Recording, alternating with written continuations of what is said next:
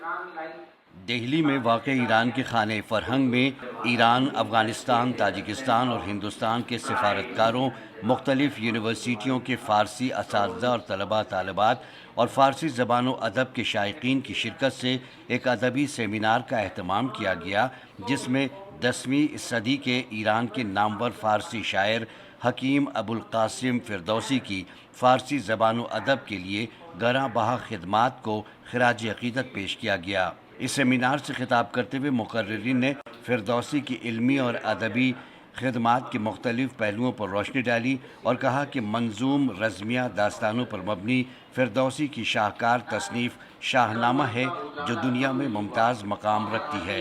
ارزش اصلی شاهنامه باید در دہلی میں تاجکستان کے کلچرل کونسلر حبیب اللہ نے شاہ نامے کی اہمیت و افادیت کا ذکر کرتے ہوئے کہا کہ پوری دنیا کے ممالک میں شاہ نامے کو پڑھایا جانا چاہیے اور اس سے صحیح استفادہ کیا جانا چاہیے تاکہ اس کی اصلی اہمیت لوگوں پر واضح ہو سکے۔ مقررین نے کہا کہ شاہ نامے میں عظیم فارس سے لے کر اسلامی سلطنت کے قیام تک کی تہذیبی اور ثقافتی تاریخ پر روشنی ڈالی گئی ہے اور اس شعری مجموعے میں ایران ہند قدیمی اور گہرے تعلقات کا ذکر بھی ملتا ہے۔ ایرانی تہذیب اور ثقافت میں شاہ نامے کو اب بھی مرکزی حیثیت حاصل ہے۔ دیکھیے، شاہ نامے کی اہمیت فارسی کے ادب میں ایسی ہے کہ آپ اس کو فارسی ادب کی دنیا سے الگ نہیں کر سکتے ہیں۔ 60,000 سے زیادہ اشعار پر مشتمل فردوسی کا یہ شاہکار آج بھی دنیا کے اہم کتب خانوں میں دستیاب ہے، جسے فارسی زبان کی فصاحت و بلاغت کا خزانہ سمجھا جاتا ہے اور یہ ایران کے تاریخی اور قومی تشخص کی مستند ترین دستاویز ہے۔ ہندوستان میں فارسی کی جڑیں کافی مضبوط ہیں۔